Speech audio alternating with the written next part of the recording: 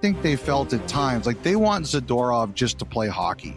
Like, I think they felt last time Zadorov was like fighting too much or going after guys too much. Like, they're still not a big team. They've still got the big bad Bruins thought a little bit.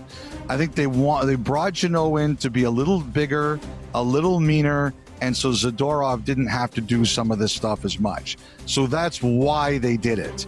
I remember I noticed like there were people like, what? I think that's the reason. And also like the AAV isn't that high that it's going to punish you. I don't think like it's those other deals. You know, I think the other thing too is like there's a big change going out in the Bruins. Like the team has finally turned over from the Chara, Bergeron, Marchand years, right?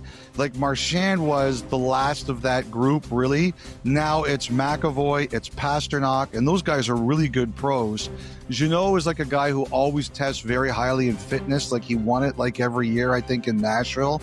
Like he's a good pro. So I think that's, what's that? Just say he's got 2 fitness awards named after him during his junior upbringing. Right. So like, people in Boston can decide if they like this or don't like this, but I was really curious about it because of just the reaction to it. So I wanted to explain some of that. I thought it was also interesting, like Boston's got a lot of flexibility cap-wise over the next few years. Like one of the guys I thought they might extend was Andrew Peeke, just because he's a right-hand shot D, and you know those guys are hard to find. And you generally right-hand shot D, especially Peake's age, like he's 27, 28 years old. If you have any kind of season, you're going to get a good deal. But Boston's going to have some cap flexibility, and I think they want that. I think Boston is one of those teams, and they're not the only one, that if some of these guys who are supposed to be free agents next year, whether they get one or not, I think they want the opportunity to be in position to take a shot at some of these guys. So if you'll notice, they didn't really do much to hamstring themselves in the future. Like they got Arvidsson, 1-year deal, right? Traded for him, gave up a late pick, 1-year deal. Like aside from that, they didn't, like aside from Jeannot, they didn't take any massive swings, especially after they did it last year. They have flexibility in the future, and I think they wanted it. The biggest win for them, to me, is Hagens.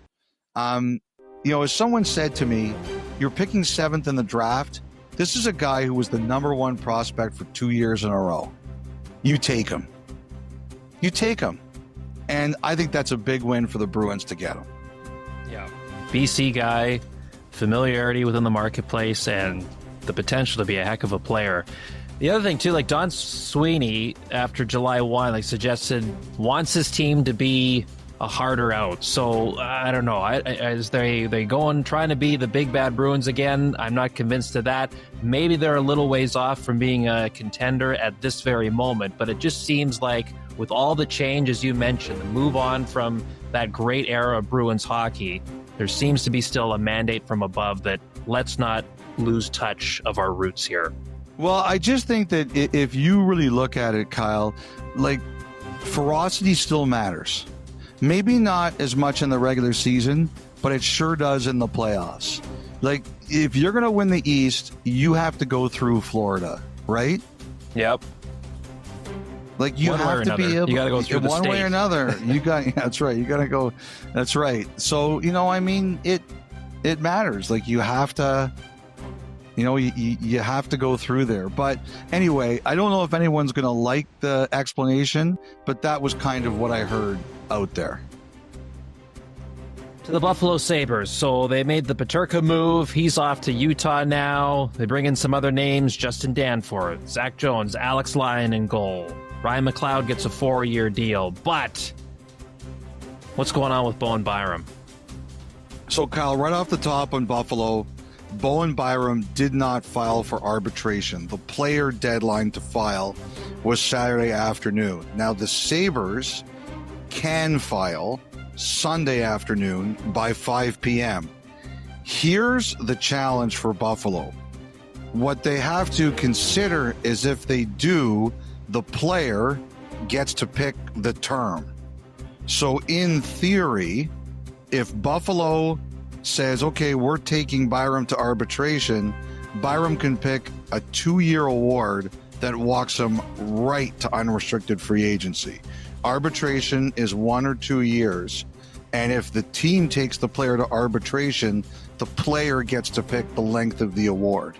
Undoubtedly, the Sabres are aware of this, and this will go into their consideration. Like, one of the reasons that a year ago Boston didn't take Jeremy Swayman to arbitration was because they knew if they did, Swayman's agent was going to pick a 2-year award and walk him right to unrestricted free agency, and the Bruins wanted no part of that. The danger is you get potentially a negotiation like the Bruins and Swayman without arbitration there to scare anyone.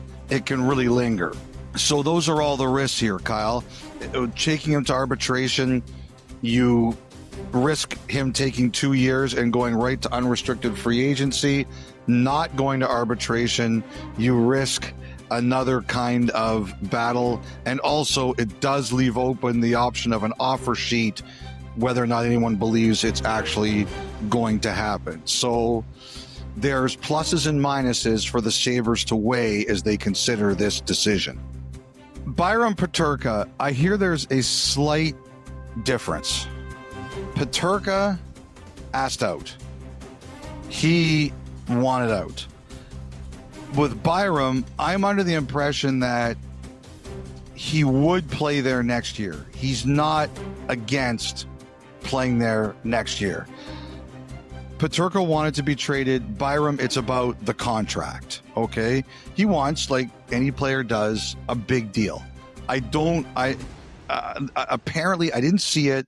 Apparently, there was a report that he'd asked for a trade. I heard that's not correct. He has not specifically done that. He switched agents, though, and that always means you're looking for something, and here it's the big deal. And, you know,